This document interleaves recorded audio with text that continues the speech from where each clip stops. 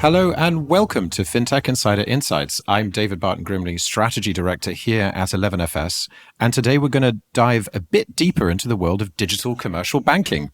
In our recent research report published, which you can all access for free at 11fs.com, we outline the 6 characteristics of digital commercial banking: automation, standardized, extendable, real-time, contextual, and embedded. So today we will take a closer look at what they are and how they can support a more efficient, more reliable, and more secure industry. Or maybe not. We'll find out. We will also discuss technology's role in shaping the commercial banking sector and some of the opportunities as well as the challenges this may present to us all. All this coming up, but first, a few brief messages. Don't go anywhere. Hey folks, we have super duper exciting news. The shortlist for this year's 11FS Awards is officially live. We asked you, the incredible Fintech Insider community, to help us choose the deserving winners of the 11FS Awards, and your response was outstanding. You voted in record numbers, and it's now time to see if your favourite fintech companies made the shortlist. With a total of 10 different awards up for grabs on the big night, including categories like Best Experience Design, Fintech for Good, Best Use of AI, and Consumer Game Changer, there is a lot to look forward to. Don't wait, explore that full shortlist now at 11fsawards.com. That is 11fsawards.com. And be sure to stay tuned to all of our channels to find out who will take home one of the coveted 11FS Award trophies on Wednesday, 15th of November. Looking to take your customer journeys to the next level and benchmark your products against the best in financial services? Well, look no further than 11FS Pulse. Home to over 5,700 user journeys covering everything from onboarding to crypto. It features analysis of global brands like Nubank, Revolut, and Robinhood. It's already tried and trusted by big names like Monzo, whose co-founder Jonas said their research phase took just 1/10 of the time it normally would, thanks to 11FS Pulse. Join Monzo and hundreds of other brands taking their UX game to the next level by booking a demo today at 11fspulse.com/demo. That's 11fspulse.com/demo.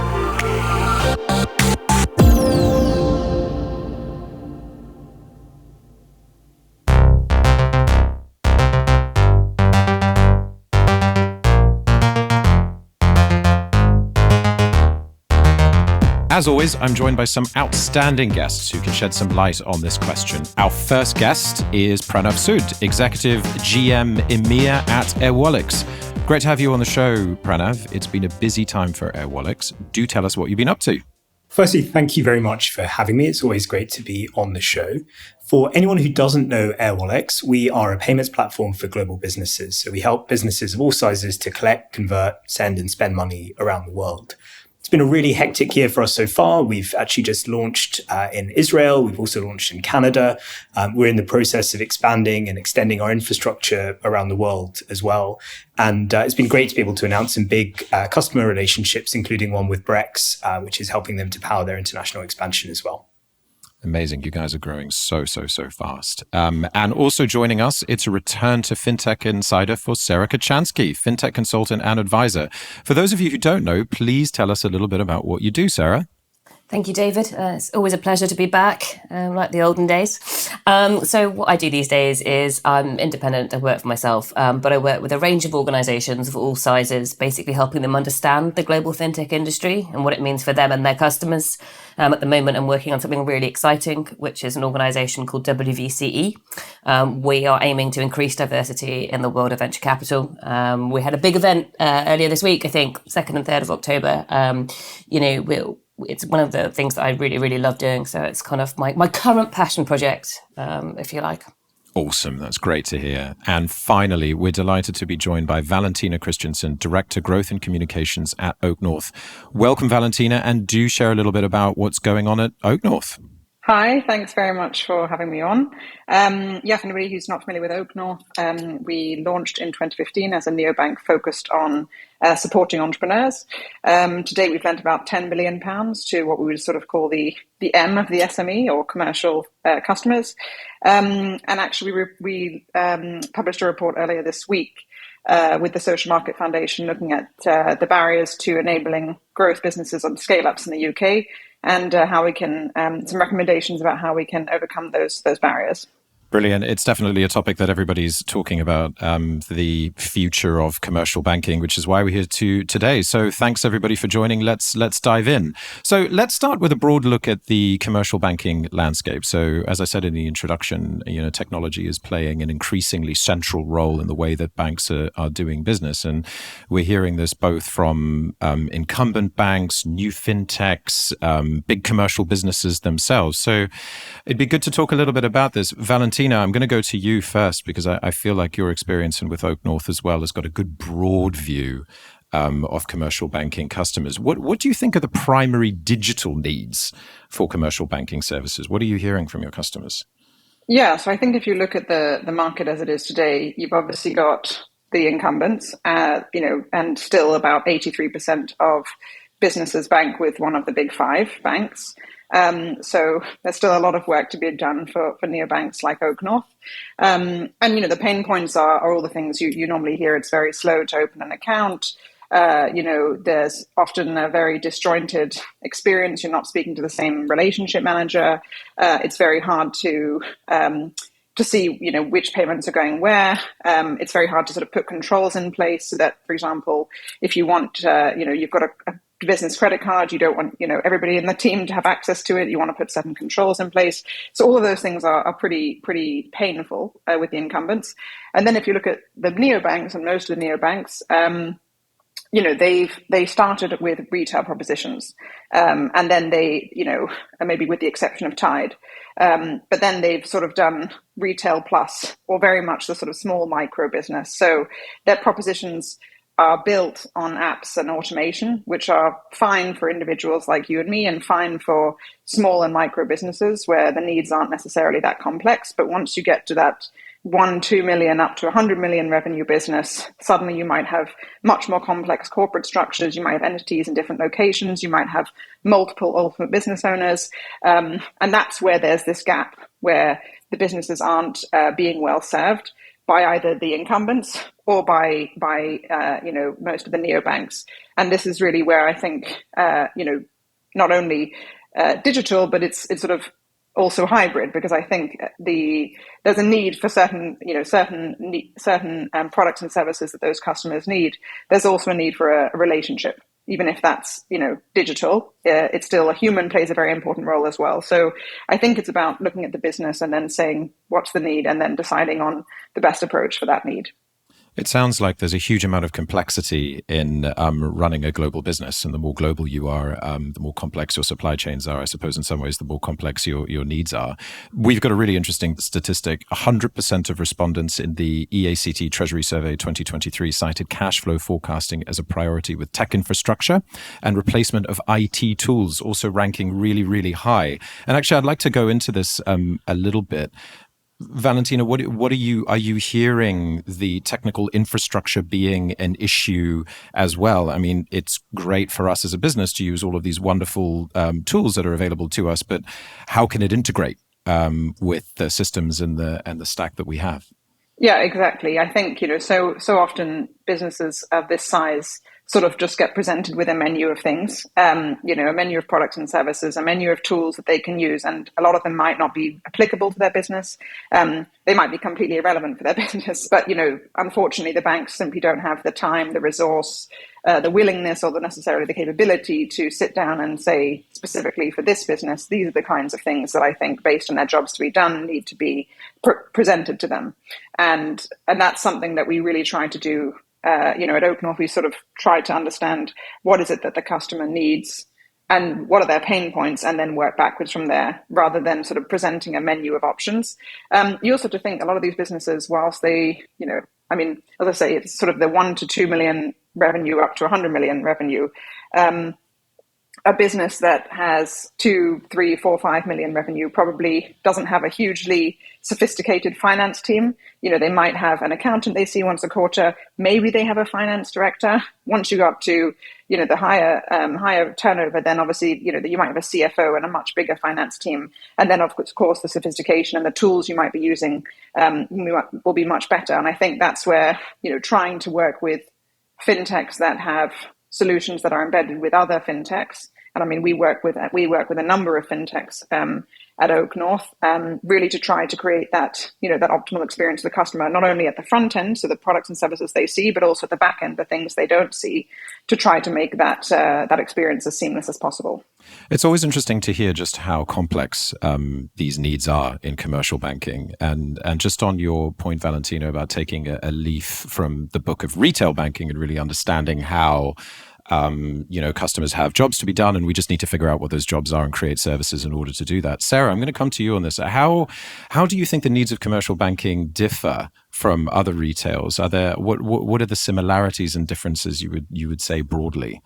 I mean, I think that the first thing to mention is that everybody means something different by commercial banking. To Val's point, Oaknorth serves the M in the SME, but what is an S? What is an M? What is a large scale enterprise? And I think sometimes that can kind of be a little bit stretched, and actually you kind of, if you're trying to serve these customers, have to have an idea, a definition in your mind of exactly who you're trying to serve.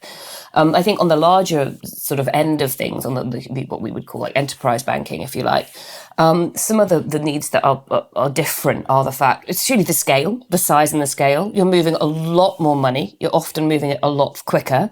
That comes with more complex, compliance requirements, and then that slows things back down again. So you're trying to do more things. You're trying to do them more times a day, and it's more complicated because the legal team need to be involved in everything. So that prevents you from doing a lot of stuff in real time, or has historically. As already touched on, the bigger you are, the more complex your IT system is. It's just almost a statement of fact. I think also we shouldn't lose sight of how old some of the ERP systems are that people are using out there, the enterprise resource planning systems. I also did a report on this a couple of years ago, just looking at treasury management, and I was shocked to find out just how many companies that are bringing in tens of millions of dollars, pounds, whatever you want to say, of revenue are actually using a whole lot of spreadsheets as well to try and manage their accounting and their finance functions, which is only mildly terrifying. So if you're going to try and serve them, how are you going to access that information? How are you going to, digitize that? How are you going to find their needs? And then, as has already been touched on, and Pranav will know a lot more about this than me, but geography, the bigger you are, the more international you are, you're moving money in different currencies, makes cash flow management really difficult. You have to start thinking about FX management. And again, moving money across borders, you're going to come up against different rules and different regulations, and that's going to add further complexity to any of your kind of financial dealings. The one thing I would say that kind of, again, from kind of the work I've done in this area, that to be borne in mind though, and again, this touches on Val's point, is everybody has a jobs to be done. Treasurers are people who know what retail banking apps look like. So their expectations are changing in time with that. They sort of think, if I can do this at home, if I can do this with my personal accounts, if I can use Wise to manage my FX, if you like, to take that as a very simple example, why can't I do it at work? And I think that is the bleed over is happening there, that the expectations of the people who are working in these finance departments is changing.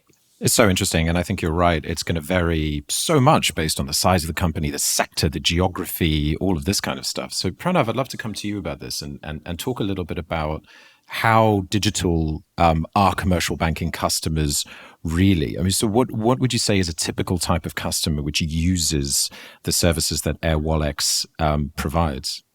So I think we go after a very similar type of customer to the ones that Oaknorth address, in the sense that we're not so focused on the S of SME. We're much more interested in businesses who are operating at a slightly bigger scale, who have a global footprint, who are collecting or sending or spending money across borders, and who are exposed to some of the friction in doing so that Sarah mentioned as well, and some of the legacy systems and processes that their existing banking providers will have put in place.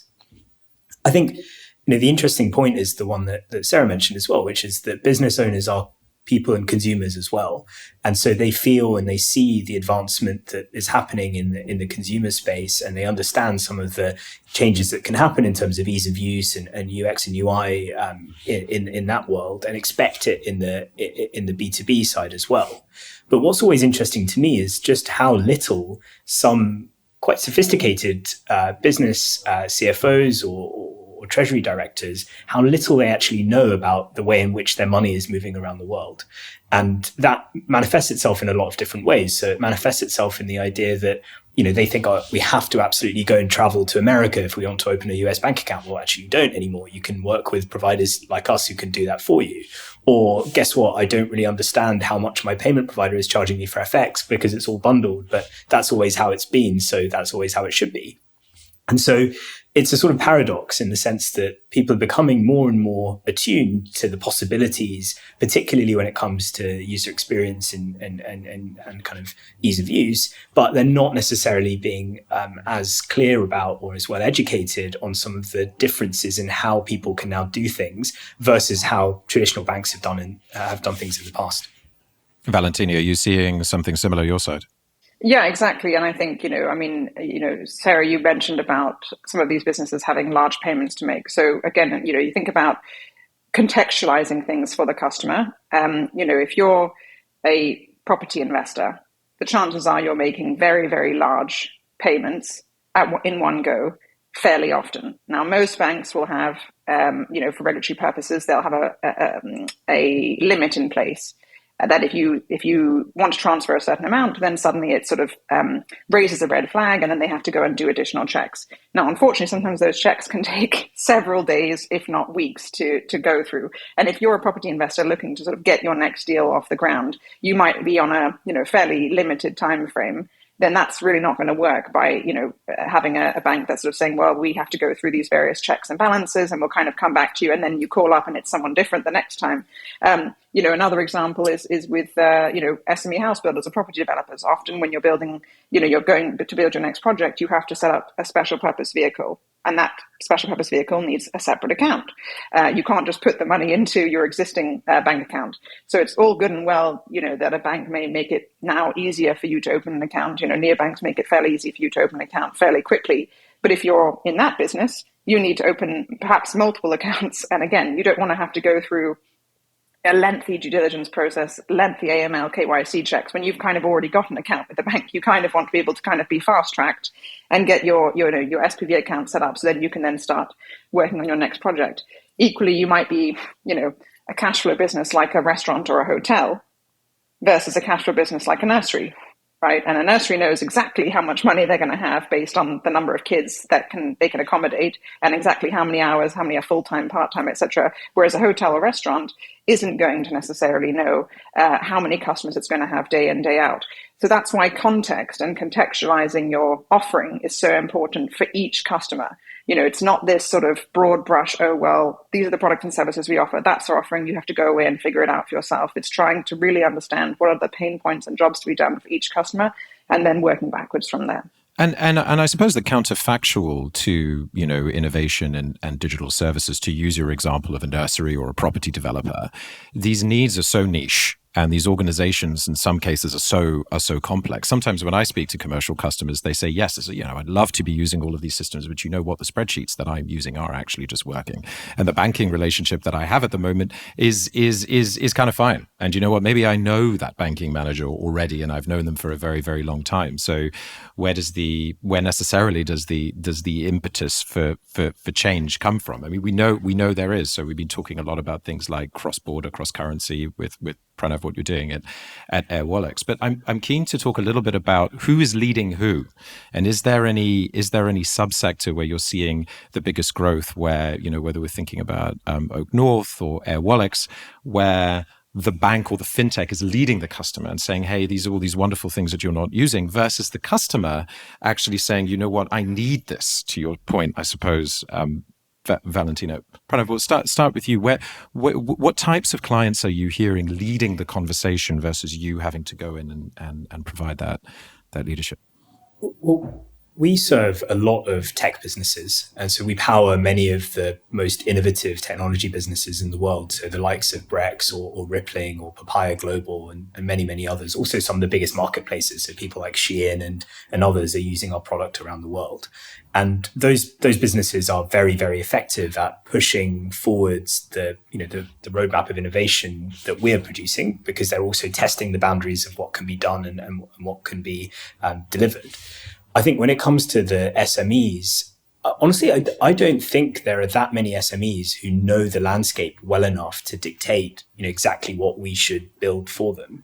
And even with very sophisticated businesses, so we serve companies in e-commerce or online travel or even many SaaS businesses, I generally find that they're surprised at what is now possible given the layers of technology that have been built over the last 5, 10 years. So, to give a couple of concrete examples, Val mentioned some of the challenges that people have with multi-entity setups and the difficulties that come with, firstly, just consolidating the money that you have across different entities. And then secondly, doing things as simple as making bill payments and figuring out which entity a bill payment should come from and who needs to approve it based on the rules and authorizations that you have in that company. And people are often surprised to know that you can actually do that via something like Airwallex versus having to have a manual process where you're sending emails around the houses to go and get it done. And these are even people who are operating what by any standard you'd define as a very innovative company.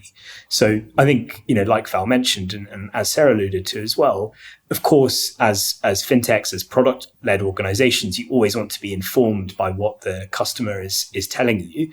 And there are very good and very innovative ideas coming out. But I honestly think that the level of knowledge about what's possible is still relatively low. And so we have a very significant job to educate people. And I think, to David, your point as well, build the credibility in what we're building such that they trust us enough to move away from whatever solution they've been working with in the past. And Valentina, from your perspective, I mean, what is the typical type of commercial customer which is pushing the agenda, would you say? So I think, it's a bit like, if you think about the creation of the iPhone, I think obviously if you can conceive it, you can achieve it, right? And there's obviously, examples there, I'm sure, where customers said it would be great to have a mobile phone that could do X and, or that I could have my, my mobile phone and my, my iPod Nano in one thing, and then obviously Apple went and created it, and there's been many other smartphones obviously. So I think sometimes it is the banks or the fintechs that are sort of leading the charge, and you saw this in retail as well, right? I mean, there were so many features that the likes of Monzo and Starling created that I don't necessarily know if the customer sort of said it'd be great to have something like gambling blocker, or it'd be great to have something like the ability to freeze my card in case I think I've lost it and then I find it, then I haven't gone and called the bank and had everything closed down and I have to get a new card and so on.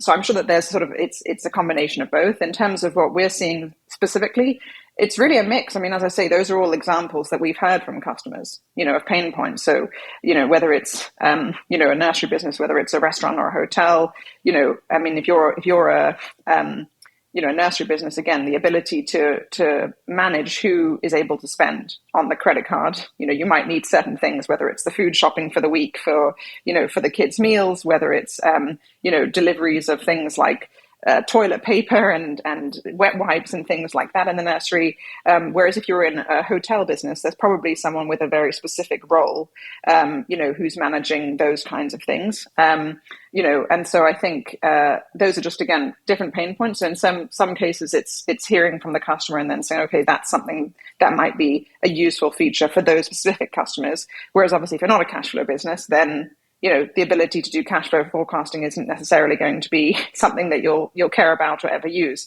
And therefore, saying you can also do cash flow forecasting is sort of a pointless thing to present to the customer, right? Because they're never going to use it. Indeed. I mean, there are some areas we can innovate where sometimes working in fintech, we think a customer might be interested or might need it, whereas actually it turns out that an existing process works very well.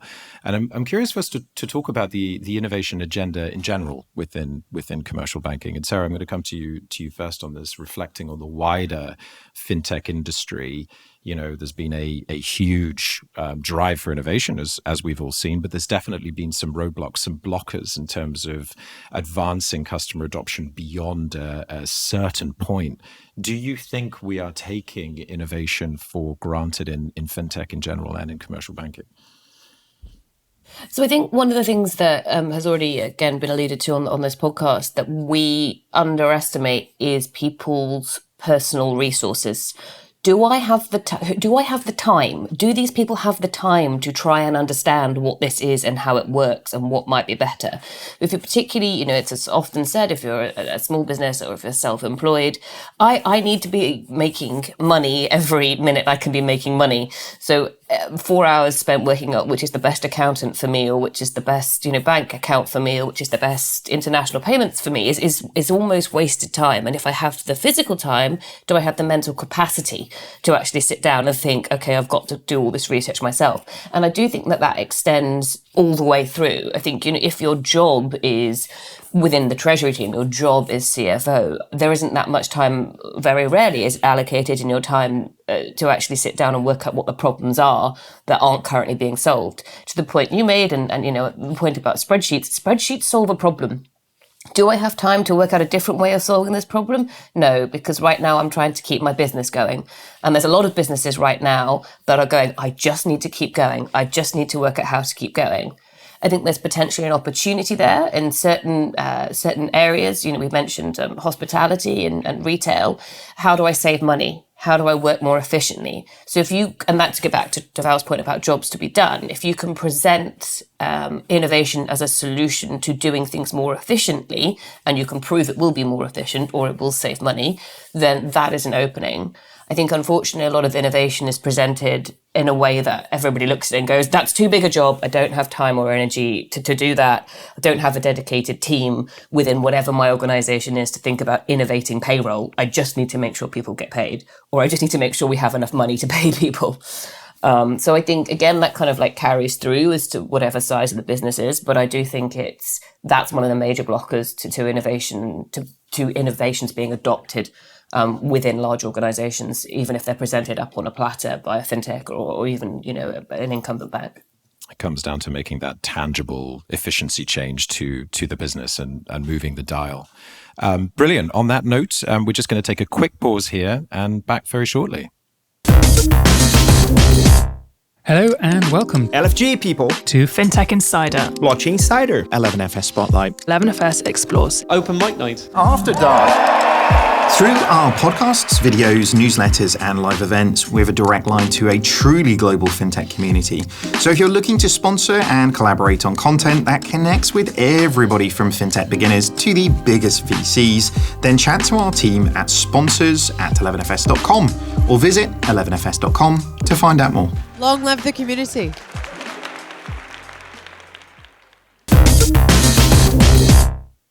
All right, welcome back. In this part of the show, we're going to take a look at how commercial banking can continue to embrace digital solutions for the better. Can we build on the infrastructure and systems we already have, however legacy they may be, or should we throw out the playbook and just completely start again? So I think the first thing to talk about here is that no banking can exist within a silo. It needs to keep up with what's going on in the global shifts and how people live and how people bank and the evolving needs of the customer. Valentina, what are the major macro trends, I suppose, that you're seeing? And is banking at the mercy of those trends? So I think there's a few things. There's the macroeconomic trends. So that's things like inflation, interest rates, the cost of living crisis. And I think it's so important for the customer, but it's also so important for the banks that are servicing those customers to have that real-time data about how the customer is performing. Most banks tend to sort of lump businesses into one of a dozen or so categories, right? All hotels, restaurants, bars, golf clubs, private members clubs would kind of go into, hospitality and leisure. And obviously, those are all completely different businesses, right? And we saw that through COVID. We've seen it through Brexit, right? The hospitality sector is much more at the mercy of the labor shortages in hospitality than you have in other businesses within that sector. We recently completed a loan to Third Space, which is a sort of luxury health and fitness company. Now, most banks would probably think right now lending to a luxury business that relies on discretionary spend probably isn't a business that is doing very well. I mean, Third Space is incredibly profitable. They've got wait lists at most of their clubs. So, I think that just speaks to the fact that there is always going to be gems and unique cases in every type of business and subsector. So having that data as a business, being able to present that data to your bank, because that can then open up a number of new products and services for you. It can obviously open up credit lines, give you the ability to get a loan. But it's also great for you as a business, because then you can see other things that we should be doing, that our peers are doing. Are there certain parts of our business where we could be, making savings? Could we be, being more efficient? With for example, our team, with our spending, and so on. So, having that access to that real time data can be incredibly valuable. And so I think there's a sort of the macroeconomic trends that banks and also their commercial customers are at the mercy of. I think in terms of broader macro trends, I mean, the fact is, ultimate business owners, entrepreneurs are people, and their expectations have changed as a result of the, huge strides we've made in retail banking. And I mean, I say huge. The first bank I ever worked with was Metro Bank back in 2010 with the launch of a new bank that was a bricks and mortar led model. Here we are 13 years on, and if you were a new bank coming to market saying, we're doing something completely revolutionary, we're going to make a bricks and mortar led business, people would probably laugh them out of the room, right? And say, what are you doing? No one goes into branches anymore, or shops, as Metro Bank calls them. So I think, that just shows you how much things have changed in just, a decade or 13 years. And those individuals then run businesses and have those same expectations. So yes, banks are absolutely at the mercy, because if you're being able to freeze your card on your personal account, you want the ability to do the same on your business account. If you have the ability to see real-time spending on your personal account, you want the same thing on your business account. So, absolutely banks are at the mercy, because businesses are run by individuals. Yeah, it feels like we've gone from bricks and mortar to data. And you're right, as some of those macro trends like inflation and interest rate increases impact the bottom line of the business, all of a sudden the business is even more hungry in some ways for that data around how the business is performing, where they can squeeze out the margins. It was really interesting what you said about being able to present the data to the bank to show that actually maybe we are more profitable, in fact, that we thought, or maybe we have better cash flow, in fact, that we thought, and therefore get a better valued loan. I think that's very interesting. Pranav, I'm going to come down to you on data and the availability of all of this real-time data. I'm very aware that Airwallex works in this space. How is this availability of real-time data creating either both issues for some of your customers and opportunities as well? I think it's a fantastic thing, first and foremostly. I think it's a challenge in the sense that the volume of data is something that most people are not capable or don't have the time to be able to navigate. And so the opportunity is for people like us to be able to show them what they need to know in a way that is comprehensible, easy to access, and also fits with the jobs that they need to do as a business person or business owner. For us, when we look at the data that we're sharing, of course, that relates to payment performance, whether or not a payment is accepted or declined, the status, all the money in, money out that you're looking at across your global organization. And as soon as you start to become a slightly more complex organization with different entities, different currencies that you're managing, suddenly the range of possibilities becomes very, very significant in terms of what you could be looking at. And I think for us, when we look at the future, we're really excited about the opportunity to make that process simpler and much more straightforward. And actually looking into the use of things like AI in order to help our customers to be able to query data in ways that is much more kind of intuitive to them. So I think the explosion of data is in general a good thing. It helps us as financial services providers to offer better quality and more contextual services. But we also have a duty to help our customers to navigate it in a way that doesn't overwhelm them. Sarah, data is an issue across the piece, right? It's an issue everywhere, retail banking, across fintech, particularly around things like who owns data, can it be used, can it be solved, all of these additional complications that it brings. who owns data? I mean, would you say that we need yet more fintechs to keep other fintechs in check? Does regulation need to come up and help here?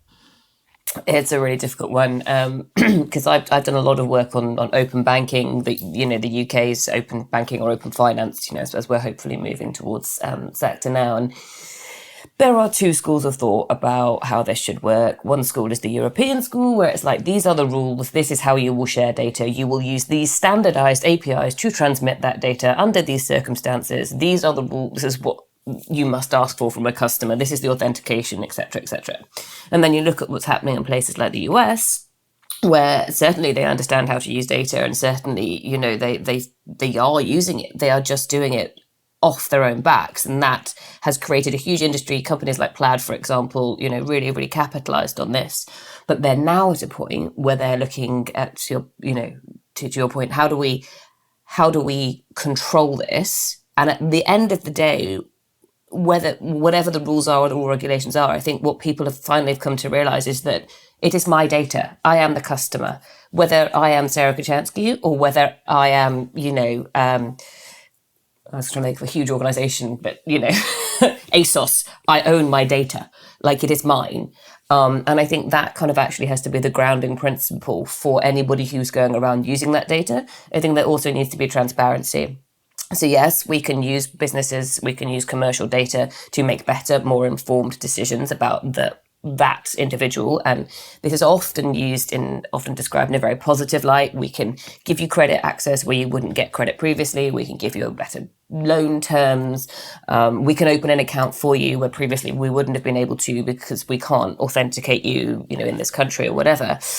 The downside of that is if people and commercial banks are using customers' data to make decisions about them, and it is not transparent how that is being done. So we are going to turn you down for this loan. We are going to charge you this, to Pranav's point, we're going to charge you this rate rather than that rate because of data we have about you. But as a customer, you don't know why that's happened. So I think the two things are my perspective is that the customer at the end of the day owns their data. It is their data. They have created it, ergo it is theirs. And secondly, transparency is hugely important, whether you're serving an individual, whether you're serving a freelancer, or whether you're serving a large organization. The point being that the larger the organization, the more likely they are to have the resources to take you to task if they find out you've been treating them unfairly, which makes financial services companies often more willing to sort of think carefully before they do anything untoward. But the other point we make there is often the untoward decisions aren't deliberate, because you're not thinking about what you're doing with the data, where it's come from and how you're using it. You're making decisions that are going to come back and really bite you later on. So it's a minefield. And if I could solve it, I wouldn't be here doing this. I would have sold the solution and be, living on an island somewhere in the Pacific. Super interesting, Sarah. And I guess it gets even more complicated when you think about things like generative AI and maybe some of the impact that's going to be making on, decisioning, passing through lots of unstructured data, lots of benefits there, but also lots of pitfalls and issues with regulation as well. Val, I'm going to come to you. Yeah, I mean, actually, just on that, in generative AI, so I'm sure some of you might have seen the post on Twitter or on X, earlier this week from the Spotify CEO and founder about the fact that they've now got the ability, when you're doing a podcast like the one we're doing right now, then there's the ability to switch the language to French, Italian, Spanish, German, whichever language, but with my voice. So suddenly you're hearing me, and then suddenly I'm speaking Spanish, suddenly I'm speaking French, suddenly I'm speaking Italian. Think about how that's going to impact translation businesses. Right, businesses that make, and these are businesses that might make their money by translating, audio files, documents. They might be translating customer conversations for training purposes, a whole host of things that they might be doing. And suddenly there's AI that can do what they do. So what does the future hold for these kinds of businesses? How do they have to pivot? What's going to be the impact on, their cash flow and on their business? And that's why, being able to keep abreast of these changes, these macro trends, some of the things that the new technologies that might be coming to market, and how those are going to impact your customers in the future. Doing that scenario analysis and being able to see, okay, if this happens, then what happens to the business? And that's so crucial because, so many of these changes are happening so quickly, and they might be driven by the consumer, right? I mean, you think about, I don't know, how would, as consumers kind of become more conscious about the environment, how's that going to impact like a steakhouse chain? Right, or farming of cattle becomes more expensive, and you get all these additional levies and taxes. How is that going to impact a business like that? How's it? I know that there's been obviously some recent changes to the green agenda from the Prime Minister, but again, how might the move to electric cars impact MOTs? MOT shops where you have obviously a petrol car has a lot more parts to it, several thousand more parts than an electric car, requires much more servicing, whereas with an electric car you can get updates, as we see with Tesla, remotely, and you can have things checked in your car remotely, which again will have a huge impact on the hundreds of MOT businesses across the UK and the hundreds of thousands across the world. It's just profound, isn't it? And this is definitely a rabbit hole that we could talk about forever. But I just wanted to move on to the immediacy of data, which is actually related to AI and generative AI in some ways. So we can keep talking about it. One of the threads that goes through this conversation is real-time data and how amazing it is both for your business and for your banking partners, and how by using this real-time data you're going to be able to change your business. But I suppose the critical eye to that is how able are organizations to actually utilize the real-time data that comes through to a decision that they can make, and then how able, therefore, is an incumbent bank to be able to utilize some of this real-time data. So to bring this to life through an example, we heard recently about a real-time underwriting solution such as Perfius. So the Indian fintech recently raised $229 million investment, so a huge amount of money, as they look to expand their services into US and Europe. They want to shake up the mortgage industry with their AI-powered underwriting platform, which collects data in real time and calculates offers instantly, right? So that is a classic example of fintech automation. We're using AI models. We're going to come up with, fairer, better decisions for customers, and we can integrate, bang, we come up with an answer straight away. So with this in mind, how important actually is immediacy in banking? And Pranav, I'm going to come to you on this one. How able do you think would a bank, for example, be able to actually utilize some of the insights that come out of systems like this? Do the customers that you speak to really want to see everything to be done right here, right now? So I think speed is becoming more and more important. And it's a big guiding principle when it comes to the way that we're building our infrastructure. So we offer the ability for customers to pay out instantly in, I think, 60 countries around the world, which is something that people really value because, of course, when they make a payment, they want to know that it's going to be able to move around the world, as quickly as it possibly can. I don't necessarily see banks yet at the point where they can act on information as quickly as you kind of suggested. I don't necessarily see them being able to patch together the various different rails that exist around the world and the processes that accompany those rails in a way that allows their customers to be able to act with real immediacy. I do think, though, that it's always worth sounding a slight note of caution, which is immediacy is very important, but actually I think predictability is almost as important. And so, of course, commercial, banking customers want things to happen instantly. But equally, if you say to them, look, I'm sorry, this isn't going to happen instantly, but it will happen within this period of time, then that is often also fine. And I think where traditional banking institutions have suffered is because they've struggled to both provide either immediacy or predictability. And in that situation, as Sarah mentioned earlier, you've got a bunch of business owners who are trying to run businesses. And if they can't do it quickly and they don't know how long it's going to take, it becomes extremely difficult for them to do that. And so that's where I see the opportunity for us as disruptors and challengers to come in and help and either do it really fast or say, look, it's going to take us this long and we'll stick to that. And Sarah, I'd love to get your perspective on real time from a broader retail point of view. This immediacy of data that you see in mortgages. If you just take the customer point of view on the mortgage as opposed to the commercial banking point of view on the mortgage, yes, absolutely. I want this done now. I want my agreement ready. I want the documentation done. I don't want to have to speak to lawyers and multiple banks and estate agents. I just want it done. Where would you say is the major kind of upcoming innovation in real time?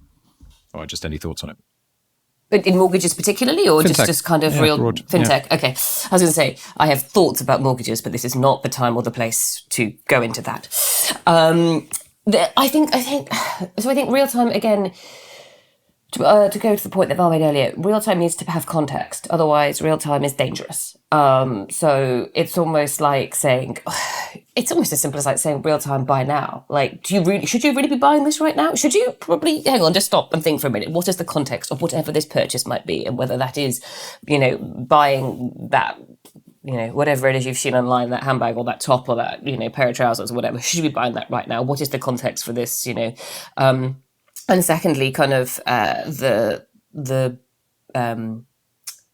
personalization. So that context needs to be personalized. So you need to know when you're making a real-time offer of a product, when you're making a decision that somebody can accept something in real time, is that right for them? Is that just something you've made a snap decision that we've got this right now, get it now, there's only 10, it'll be gone in 5 minutes, or whatever it is.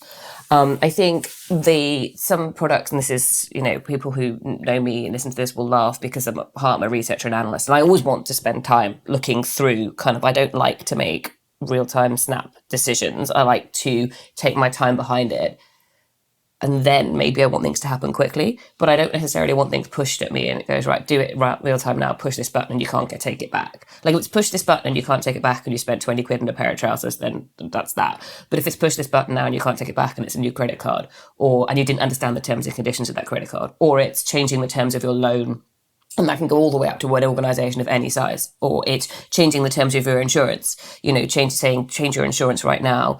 We can do it in 30 seconds for you. If you haven't given them the context and the time before that point to fully understand it, you can find yourself in hot water. And I think from a bank's perspective as well, one of the reasons that they hold back on doing things in real time is just because their systems can't handle it. They get to the end of the day and they think, oh my God, it's as simple as we've lent more money than we have.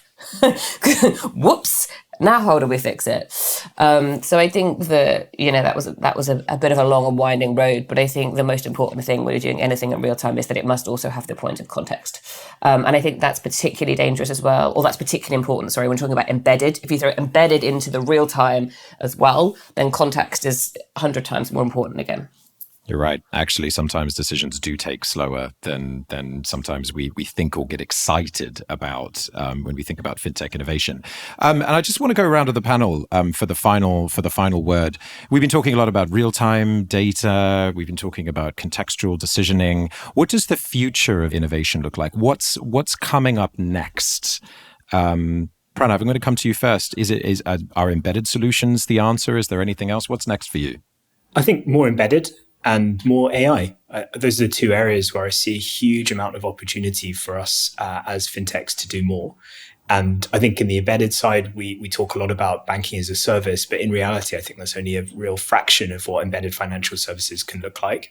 And on the AI side, I think people have got very excited about some of the less interesting use cases, frankly. So the customer support type use cases. I think there are really interesting use cases out there around the way in which you direct payments around the world, the way in which you enable people to interact with complex product documentation or data at scale. And I think we're only just scratching the surface of what we can do in those fields. I agree. Sometimes people forget the boring, but the boring is actually exciting. The world is based on boring processes that can be massively optimized. Valentina, what's next? So I'm sort of trying to think of something that not everyone else will have mentioned, and I sort of think it's using all of those things. It's using AI, it's using embedded, it's using real-time context, etc., to actually kind of go back, 50, 60 years to relationship-driven banking, more Main Street versus Wall Street, because for customers of this size, the relationship is so important. If you want to cross-sell as a bank, you need to have those relationships with the customers. If you're a business that wants to borrow tens of millions of pounds, you're going to do it from a bank that you have a relationship with. And there's sort of this irony that we have, relationship managers who don't seem to have relationships with anybody anymore, because everything's sort of centralized decision-making. So I'd sort of say it's using a lot of the tools, technologies, new processes to go back a few decades in some ways with relationships. I think those are just so important for customers of this size. It's how you're going to build. It's how you build that trust. It's how you get that customer to ultimately want to use more of your products and services and stay with you for decades. Really interesting in some ways, rewinding the clock. Sarah, echoing what the other two have said, or what's next? I think building on them, probably. There's two things for me. One is responsibility. And I use that term rather than ESG because ESG is a minefield and it means many different things to many different people. But I think innovation needs to be responsible. I think you need to think about what impact it's going to have and on who. And that links to my other point, which is what people need to ask why more often. Why are we doing this? Then you can talk about the how. Then you can say, we are doing it. Okay, how do we do it? We use generative AI or whatever. But the question that I don't think gets asked often enough is, why are we doing this? Is this just innovation for innovation's sake? And that takes you back, that takes you kind of deeper, I think, into the level of innovation that we talk about a lot and always have done at 11FS, was what's the culture? Like, what is the culture of innovation and how are you getting to your decisions and what is the process? And are you rethinking your processes? And that just kind of comes back round again to this question of like, why are you doing it? And if the answer is because everybody else has got one, that's not a good enough answer. And on that note, the big why, that wraps up today's discussion. Thank you so much for joining me, everyone. Where can people find out more about you and your companies? Pranav? Airwallex.com. And Sarah? I am still hanging around on X or whatever we're calling it today at Sarah Kocianski, but you can also find me at Threads on the same handle and on LinkedIn.